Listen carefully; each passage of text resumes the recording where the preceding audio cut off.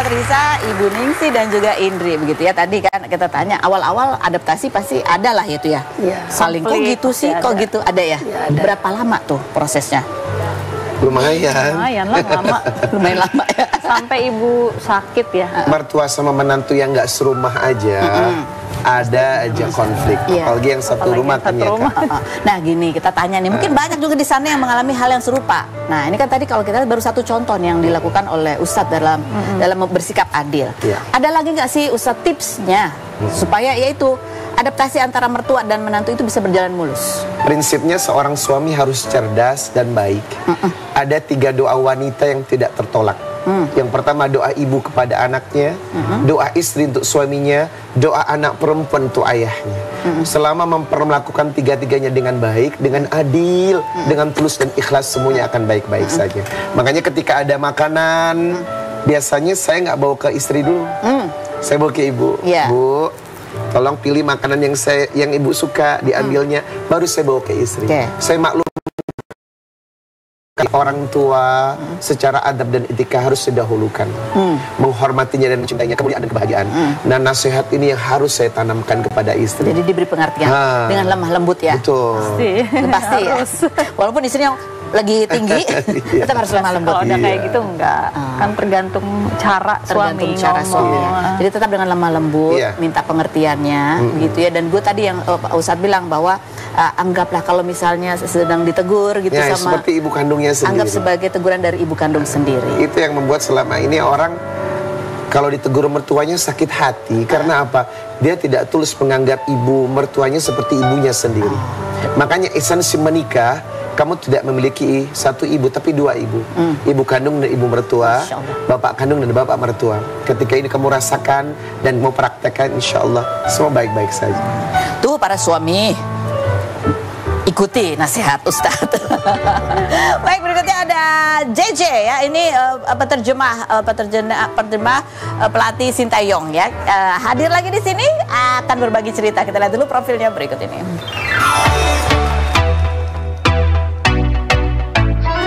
Jong Sokso atau JJ, pria asal Korea Selatan kelahiran 1993 ini merupakan interpreter dari pelatih tim nasional Indonesia Sintayong sejak 2019 dan pada November 2022 lalu videonya viral saat menginterpretasi pelatih Sintayong yang sedang marah.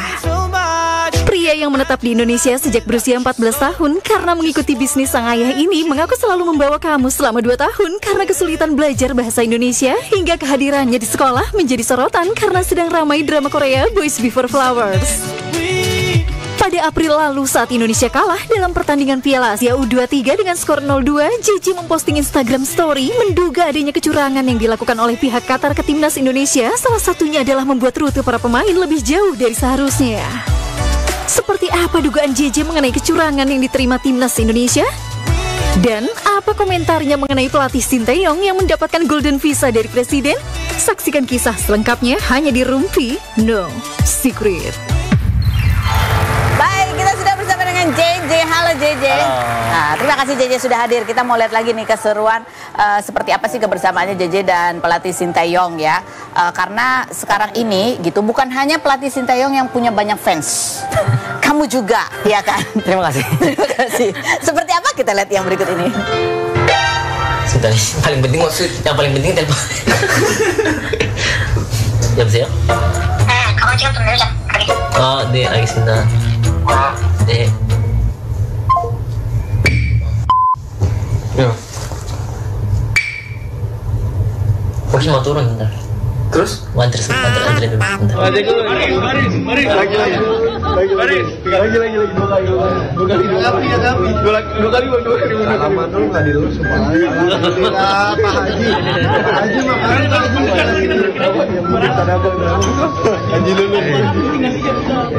Kebanggaan ini dan kehormatan ini dipersembahkan kepada Pak Erick Thohir dan kepada masyarakat Indonesia. Karena ada masyarakat Indonesia, kami bisa lebih semangat lagi.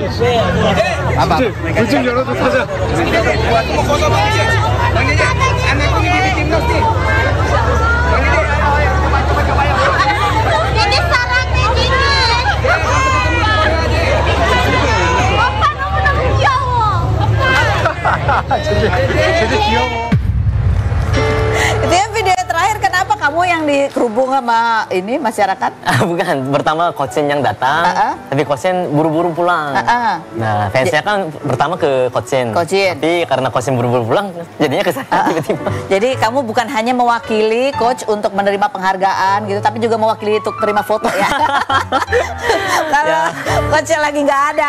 Nah ini bahkan ada netizen yang bilang gini, JJ katanya lebih dikejar-kejar fans katanya. Kalau di dunia entertainment ada Susrini dan Mbak Lala, di timnas Indonesia ada JJ. Ikut terkenal juga gitu ya. Bahkan terkenal juga kayak pemain-pemainnya. Nah, aku tadi juga lihat bahwa kamu harus 24 jam bener telepon itu harus standby. Tapi nggak sampai 24 jam ya. Tapi maksudnya lagi bangun harus pegang HP terus mungkin. Lagi standby. bangun. Kan maksudnya saya kerjanya kan memang untuk penghubung, pendamping. Jadi saya memang dibutuhkan kapanpun gitu ya, saya harus standby. Pernah nggak tengah malam gitu, kamu udah tidur sebetulnya, tapi ada urgent? Kalau urgent iya, kalau lagi training camp, timnas lagi training camp ya mungkin kadang-kadang bener-bener urgent ya ada, tapi yang nggak sering-sering banget, nggak setiap hari. Hanya gitu. Pada saat lagi ada apa sih? Kalau lagi training camp. Training camp, oke. Nah itu kan kamu juga ikut terima itu kan THR? Kan ikut ngantri itu waktu coach. Oh THR enggak, saya nggak dapat. Oh kamu nggak dapat, tapi official Indonesia saja. Tapi kamu ikut antri? Enggak, cuman antri aja. Tapi nggak dapat ya? Kirain dapat, saya tungguin tapi nggak dapat.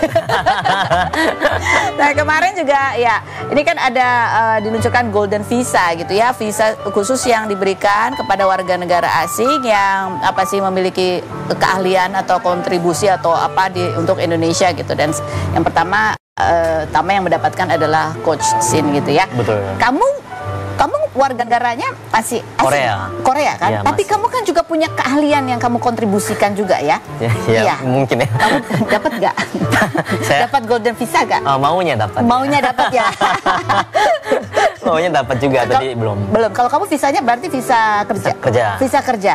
Kamu kemarin nggak bilang sama ini siapa?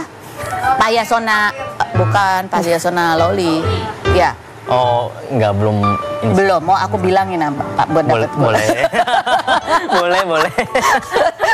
Ditunggu ya. Iya, jadi kalau Golden Visa itu spesial gitu ya? Ya, spesial banget sih kayaknya. Apalagi ya, coaching kan pertama kali dapat gitu kan sebagai orang asing. Jadi memang kayaknya spesial banget. Jadi kemungkinan lebih memudahkan gitu. Ya, kemungkinan sulit ya sih saya dapat. Bisa kayaknya ya. Nanti aku telepon. Kalau dibantu. Kayak aku kenal aja. Oke, baik. Yang berikutnya postingan JJ pada saat Indonesia versus Qatar ya. Itu kamu cerita di balik layarnya nih kan. Sudah diduga dari awal naik bis menuju ke stadium, 8 menit juga nggak sampai ke stadium dari hotel, tapi diputar-putarin dulu baru ke stadion. Sampai kena waktu 15 menit lebih. Nice taktik dari Qatar. Ini postingan kamu ya. Iya, postingan saya.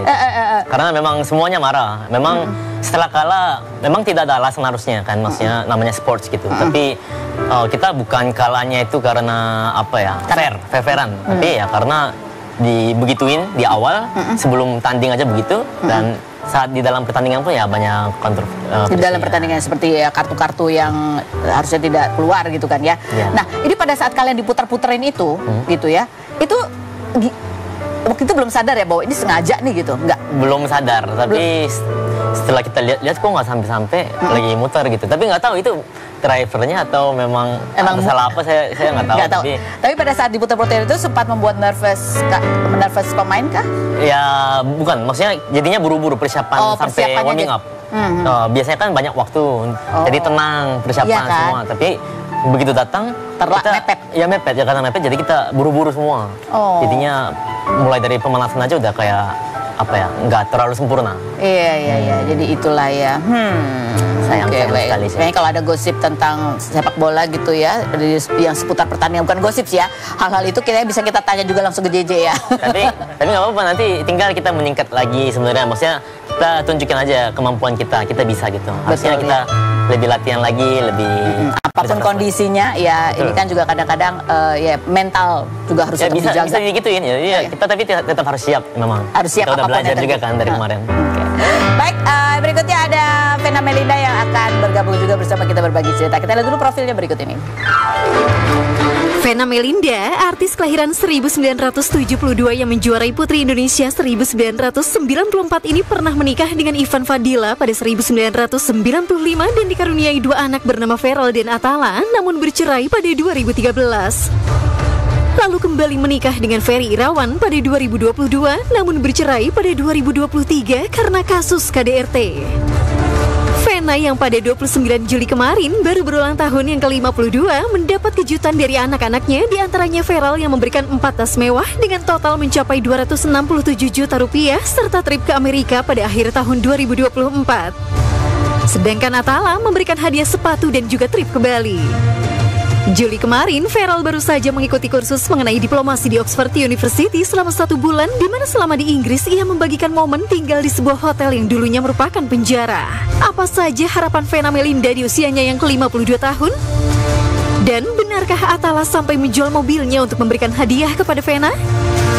Saksikan kisah selengkapnya hanya di Rumpi No Secret.